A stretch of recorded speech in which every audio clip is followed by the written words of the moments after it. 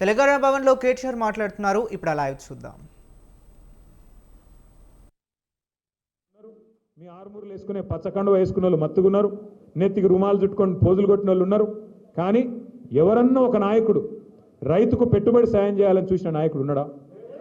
73,000 కోట్ల రూపాయలు, ఒకటి కాదు రెండు కాదు, 73,000 కోట్ల రూపాయలు 11 కిస్తీలల్లో మీ అకౌంట్లలో నాట్లేసే టైంకు టింగు టింగుమని వేసింది కేసీఆర్ గారు కాదా?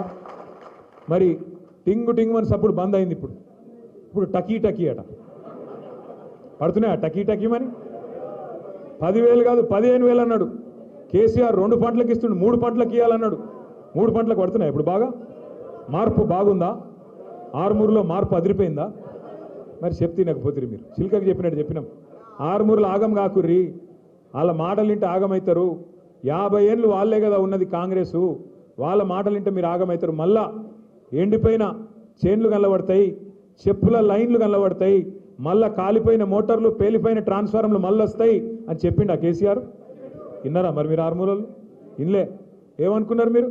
కేసీఆర్ ఇంట్లోకి వెళ్ళి ఇస్తుండా? ఎవడు ఉంటేంది? ఏరాదా? అందరు మాట్లాడారు మస్తుగా. కేసీఆర్ ఇంట్లోకి వెళ్ళి ఇస్తున్నాడు. మరి ఇప్పుడు రేవంత్ రెడ్డి ఇంటి వెనక పొలం అమ్మిస్తాడా? ఎవరు ఇస్తారు ఇంట్లోకి వెళ్ళి? రాజకీయ నాయకులు, ప్రజాప్రతినిధులు ప్రజల సొమ్ముకు ధర్మకర్తలు. ఎవరైనా సరే ప్రజల సొమ్మును మళ్ళీ ప్రోధి చేసి ఎట్లా ఖర్చు పెట్టాలి, ప్రజలకు ఏం అవసరం, ఏమేం ప్రాధాన్యతలు, దాన్ని నిర్ణయించుకొని ఇవ్వాలి. సమాజంలో రైతుకి ఎంత ఇవ్వాలి, యువతకి ఎంత ఇవ్వాలి, ముసలోళ్ళకి ఎంత ఇవ్వాలి, మరి ఉద్యోగస్తులకు ఎంత ఇవ్వాలి, లెక్కదీసి ఇవ్వాలి. అంతేగాని కేసీఆర్ ఇంట్లోకి వెళ్ళి ఇస్తుండా అని అంటే ఇప్పుడు ఏమైంది? రైతు బంధు పోయింది, రైతు బీమా ప్రీమియం కట్టాడు, బోనస్ అన్నాడు. వచ్చిందా బోనస్? బాగా జొన్నలకు, వరికి వచ్చిందా, పత్తికి వచ్చిందా, మొక్కజొన్నకు వచ్చిందా? దేనికి లేదు, ఏ జొన్నకు లేదు, ఏ వరికి లేదు. బోనస్ బోగస్ అయింది. రైతు బంధు గాయమైంది. రైతు బంధుకు రామ్ అవుతుందని కేసీఆర్ చెప్పిండు. దళిత బంధు అని పెట్టిండు కేసీఆర్. దానికి ఏమన్నారు? కేసీఆర్ ఇచ్చే 10 లక్షలు ఏందివా, మేము 12 లక్షలు ఇస్తామన్నారు. పడుతుందా 12? టకీ మనం పడతలేదు. ఇదే మరి నేను చెప్పింది. మార్పు మార్పు మార్పు అంటే ఇది వచ్చింది రోజు. 11 ఏళ్ళు అక్కడ బీజేపీ ఉన్నది, ఇప్పుడు 20 నెలలు కాంగ్రెస్ ఉన్నది. ఏ ప్రభుత్వం ఏం చేసిందో మీ కళ్ళ ముంగట్నే ఉన్నది. నేను మీ ద్వారా ఆర్మూరులో ఉన్న ప్రతి నాయకుడిని, ప్రతి ఆడబిడ్డని, ప్రతి తమ్ముడిని కూడా కోరేది, నిజామాబాద్ జిల్లాలో ఉండే ప్రతి ఆడబిడ్డని, ప్రతి తమ్ముడిని కూడా కోరేది ఏమంటే ఒకటి, నిజంగానే 20 నెలల పరిపాలన మీకు నచ్చకపోతే, 20 నెలల్లో వీళ్ళు చేసిన మోసం మీకు అర్థమైతే, మీకు చెప్పిన ప్రతి మాట డొల్ల మాట, వీళ్ళు చెప్పిన ప్రతి హామీ డొల్ల హామీ అని మీకు అర్థమైతే తప్పకుండా స్థానిక సంస్థల్లో తగిన విధంగా తీర్పునియండి. వీళ్ళకు బుద్ధి చెప్పండి. వీళ్ళు చేసిన మోసానికి కర్రు కాల్చి వాత పెట్టండి. ఎందుకంటే కొంతమంది మాట్లాడతారు, ఏమున్నదే స్థానిక సంస్థల్లో మళ్ళీ కేసీఆర్ రాడు కదా ఇప్పుడే అని మాట్లాడతారు. కరెక్ట్, కేసీఆర్ రాడు, కానీ వీళ్ళు చేసిన మోసం మరి మీరు ఒప్పుకున్నట్టు అవుతుంది. వీళ్ళకే ఓటేస్తే మళ్ళీ వీళ్ళు చేసిందే కరెక్ట్ అని చెప్పినట్టు అవుతుంది. కాబట్టి జాగ్రత్తగా ఉండండి, జాగ్రత్తగా ఆలోచించి ఓటేయండి తప్ప ఆగం కాకండి. ఎంత ఘోరం అంటే నిజంగా ఇవాళ ఉస్మానియా యూనివర్సిటీలో ముఖ్యమంత్రి గారు మాట్లాడుతుంటే నేను కూడా చూసిన. ఇంత అన్యాయంగా మాట్లాడతారా? ఆ కాలేజీలు కట్టింది కేసీఆర్ గారి నాయకత్వంలో మన సబితా ఇంద్రారెడ్డి గారు. ఆ బిల్డింగులు కట్టింది, హాస్టల్ బిల్డింగు, ఇంకో బిల్డింగ్ 2 కూడా కట్టింది సబితా ఇంద్రారెడ్డి గారు. ఇక రేవంత్ రెడ్డి గారేమో జేబులో కత్తెర పెట్టుకొని తిరుగుతుండు. కత్తెర అంటే పాకెట్లు కొడుతుంది కాదు, యాడ రిబ్బన్ కనబడుతుందా కట్ చేద్దామని చూస్తాడు. మనం కట్టిన ఫ్లైఓవర్లు ఆయనే కట్ చేస్తాడు, మనం కట్టిన బిల్డింగ్లు ఆయనే కట్ చేస్తాడు. పర్వాలేదు కానీ కొద్దిగా జాగ్రత్త రేవంత్ రెడ్డి గారు. జర జేబులో కత్తెర అటు ఇటు అయితే డేంజర్ ఉంటుంది, జాగ్రత్త. ఎందుకంటే ఆయన మాట్లాడే మాటలు ఎంత వికారం మాట్లాడి నాకు అర్థం కాదు. ఒక్కటంటే ఒక్క మాట, సక్కటి మాట మాట్లాడతాడా? అరే తెల్లారు లేస్తే గలీజ్ మాటలు. నీ పేగులు కట్ చేస్తా, మెడలు వేసుకుంటా, గుడ్లు వికి గోటీలు ఆడతా. పేగులు మెడలు వేసుకుంటేది బోటి తింటాడా? ఏమన్నా బోటి కొట్టేటాడా? నాకు అర్థం కాదు. అరే పేగులు మెడలు వేసుకుంటాడు ఎవడన్నా ముఖ్యమంత్రి? నాకు అర్థం కాదు ఇంత గలీజ్ మాట. ఇంకా ఘోరం ఏంటంటే ఇప్పుడు నువ్వు హామీలు ఇచ్చినావు, 100 రోజులు అన్నావు, 100 రోజులు అమలు చేయకపోతే ఇక ఈ చంద్రుడు అదేమన్నాడు, ఈ సూర్యుడు ఇటు సూర్యుడు అటు ఒడిచినా అటునోడు ఇటు వచ్చినా నేను అమలు చేసి తీరుతా అన్నాడు. మరి అయితే పైసలు ఎడికెళ్ళి వెళ్తాయంటే మాకు తెలివిలేదా కాంగ్రెస్ వాళ్ళకు? మేమందరం కూడా 6 ఫీట్లు ఉన్నాం ఒక్కొక్కడు. నేను 3 ఫీట్లు ఉన్నా కానీ ఆ ఉత్తమ్ కుమార్ రెడ్డి 6 ఉన్నాడు, ఆ జానారెడ్డి 6 ఫీట్లు ఉన్నాడు, అందరం కలిసి చేస్తామన్నారు. మరి ఏమయ్య ఈరోజు 20 నెలలు ఒడిసేపాయి, ఇంకో 4 నెలలు అయితే 2 నెలలు అయిపోయాయి, మిగిలిన 40% టైం అయిపోయింది. ఆఖరి సంవత్సరం ఎలక్షన్ టైం అయినా, మిగిలింది ఇంకో 2 నెలలే. మరి ఏమైనా ఈ హామీలు అంటే ఇప్పుడు రేవంత్ రెడ్డి గారు కొత్త రాగం ఎత్తుకున్నాడు. ఏమంటాడు? లంకె బిందెలు ఉంటాయనుకొని వచ్చినా లేవు, ఎవడు చూస్తాడు లంకె బిందెల కోసం?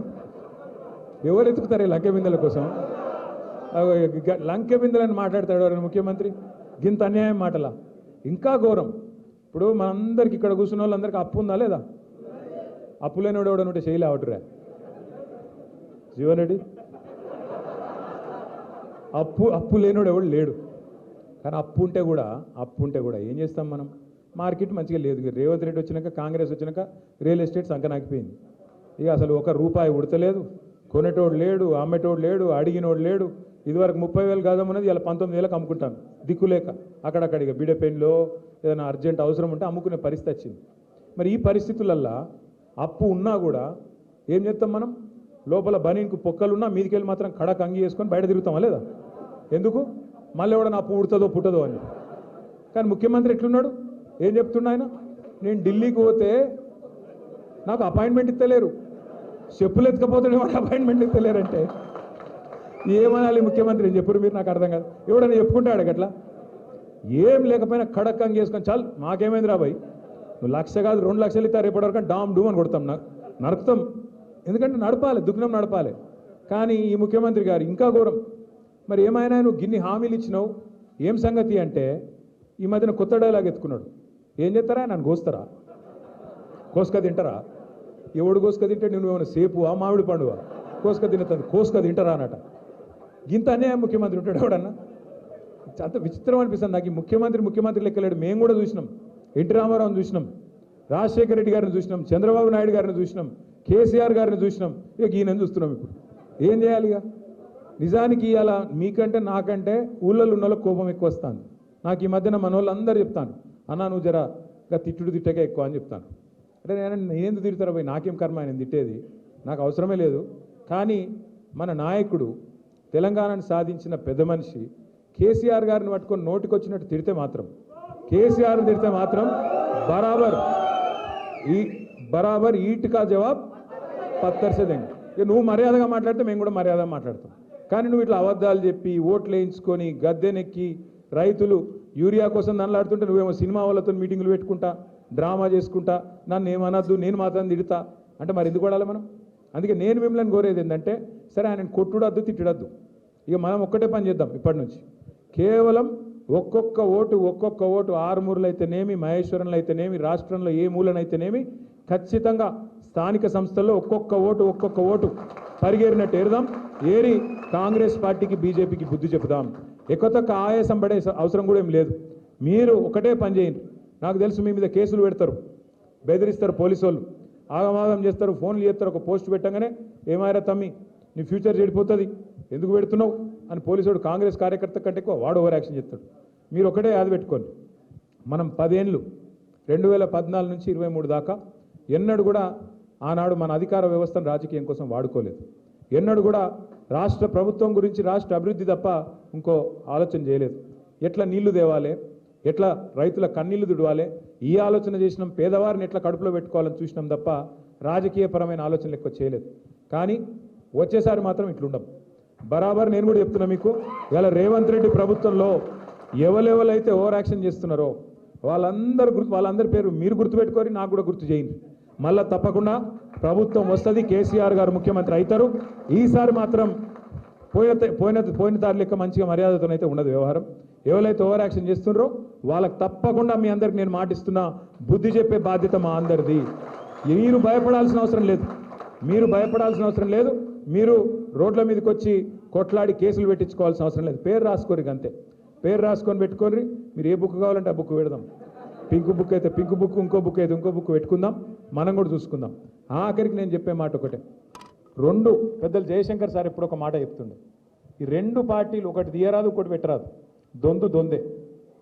2 కాంగ్రెస్ బీజేపీ ఇద్దరు కూడా తెలంగాణ విషయానికి వస్తే ఇద్దరు ఒకటే. 8 మంది వాళ్ళు, 8 మంది వీళ్ళు. కానీ తెలంగాణకు మిగిలింది మాత్రం 0. నిన్న చూడరాదు మీరు, యూరియా దొరకలేదు, ఏదైనా చేయండి అయ్యా అని ఒక బీజేపీ ఎంపీని అడిగారు ప్రెస్ వాళ్ళు పోయి. ఆయన ఏమంటాడు ఎరికేనా, ఆపరేషన్ సింధూర్ వల్లనట చైనాకి వెళ్ళి వచ్చుడు ఆగిందట. ఆపరేషన్ సింధూర్ జరిగింది చైనాతోనా పాకిస్తాన్తోనా?